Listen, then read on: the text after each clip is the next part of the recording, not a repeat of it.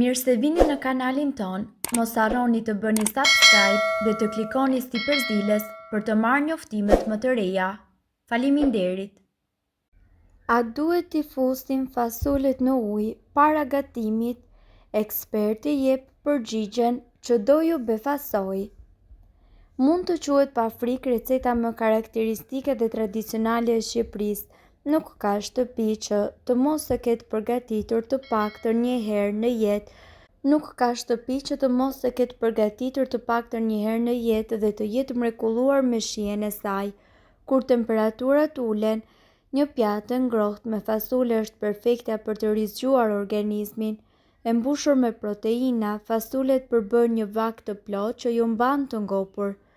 Mënyra e përgatitjes sigurisht që të gjithë e dim, por ne po ju e sjellim në vëmendjen tuaj si pasojë e kërkesave të shumta. Të thjeshta dhe njëkohësisht të shëndetshme dhe gatimi më ekonomik, fasulet janë receta sekrete çdo anviseje shqiptare. Të dish si t'i përgatisësh fasulet në mënyrën e duhur të ndihmon të shmangësh gabimet e zakonshme. Ndonjëherë fasulet nuk zgjejnë tamam, ndonjëherë zbuten dhe pothuajse tretën kur gatuhen. Ndërkohë, ne këtu do t'ju sjellim në këtë video një recetë natyrale për të përgatitur fasulet në mënyrën më perfekte të mundshme. Përpara se të filloni, një hap kyç në përgatitjen e fasuleve është të dini vjetërsinë e tyre.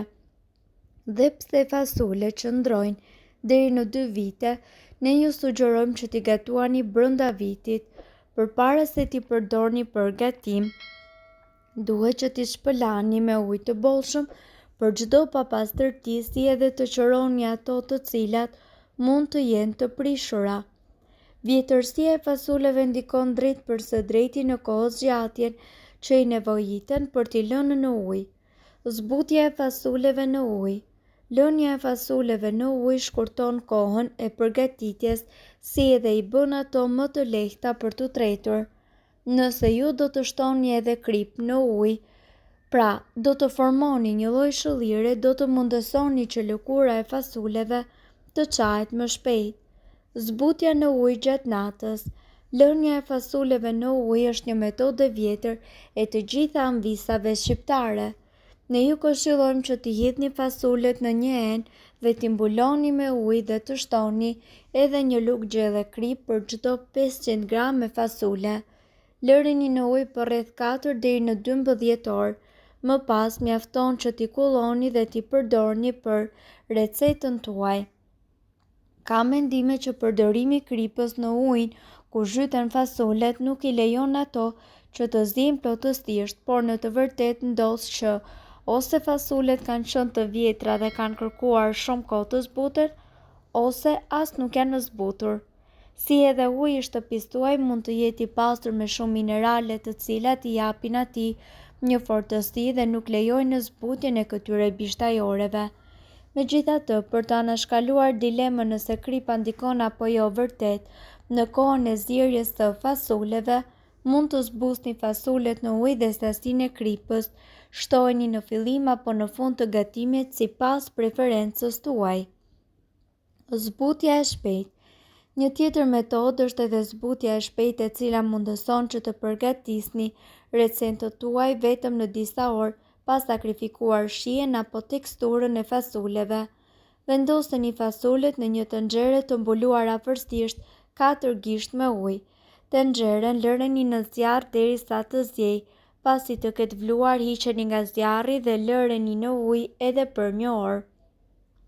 Kullojeni dhe shpëlajni dhe më pas vazhdoni me recetën tuaj, ose mos i zbusni fare në ujë. Ky është një sekret që mund edhe të mos e dini. Mund t'i gatuani fasulet edhe pa i zbutur më parë në ujë. Mjafton që t'i shtoni në tenxheren ku keni vendosur që të përgatisni recetën tuaj dhe t'i lini edhe për 1 ose 2 orë duke zier. Ne ju këshillojmë që të keni kujdes me sasinë e ujit, pasi mundëson që me kalimin e kohës ai do të avullojë. Her pas here shtoni ujë, lëng perimesh apo mishi, aq sa fasulet mund të jenë gjithmonë të mbuluara. Vazhdoni me këtë proces derisa ato të jenë gati. Gatimi i fasuleve në tenxhere të zakonshme.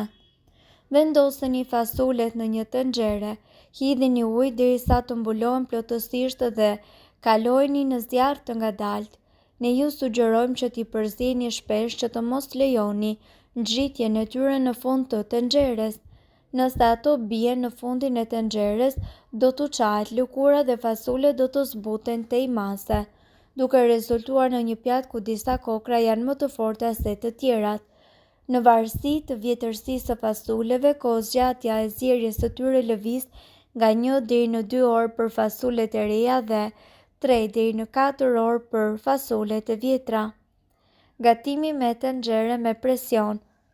Për këtë metodë vendoseni fasulet e zbutura në ujë ose jo në tenxheren me presion të mbuluara me ujë. Shtoni krip dhe erëzat që ju preferoni, një lugë gjelle me vaj ulliri i cili do të parandaloj bllokimin e valvulës së presionit të avullit. Zjeni për rreth 5 deri në 10 minuta në zjarr të lartë për fasulet e vogla dhe rreth 35 deri në 40 për fasulet e mëdha. Ne ju këshillojmë që të tregoni kujdes, pasi nëse i keni lënë ujë për të zbutur, ato do të përgatiten më shpejt.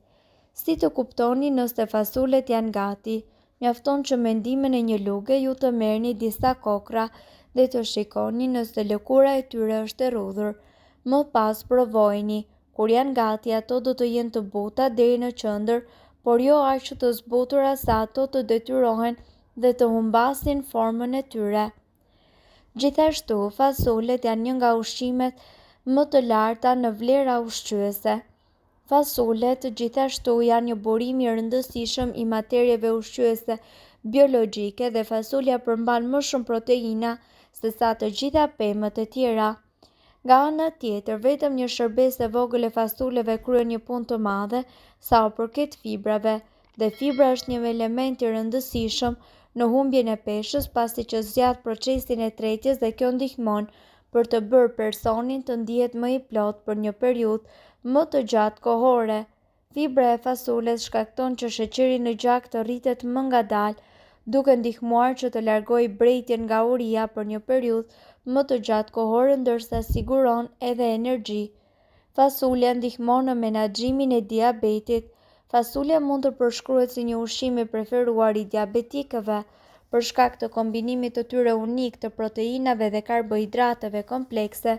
Fasulja liron glukozën më ngadalë, duke e bërë më të lehtë për trupin e një diabetiku për të rregulluar këtë fluks. Për këtë arsye, një dietë e lartë në fasule ndihmon një diabetik, sidomos kur krahasohet me nxitimin e papritur të sheqerit, që është përjetuar pasi të hahet një vakt me karbohidrate të thjeshta. Fasulja, sipas ekspertëve, ndihmon edhe në uljen e kolesterolit të keq. Ekspertët kanë treguar se përveç të qenurit një burim mjaft i madh i proteinave, fasulja ka edhe një përmbajtje të lartë të vetive vendimtare për një shëndet të mirë, pasi shumica e tyre ndihmojnë në uljen e kolesterolit të keq në gjak, dhe nga ana tjetër, ato ndihmojnë për një shëndet të mirë të zorrëve, si edhe duke luftuar kapsllëkun apo edhe probleme me gazra dhe fryrjen e barkut. Mirë po duhet të dini, informacionet në këtë video kanë për qëllim të plotësojnë dhe të mos zëvendësojnë këshillat e mjekut tuaj dhe nuk kanë për qëllim të mbulojnë të gjitha përdorimet e mundshme, masat paraprake, ndërveprimet ose efektet negative. Informacionet në këtë video mund të mos i përshtaten rrethanave tuaja shëndetësore, prandaj para përdorimit konsultohuni me mjekun tuaj. Nëse ndonjë prej këtyre përbërësve ju shkakton alergji, e mira është që të mos i përdorni këto receta të mjekësisë alternative.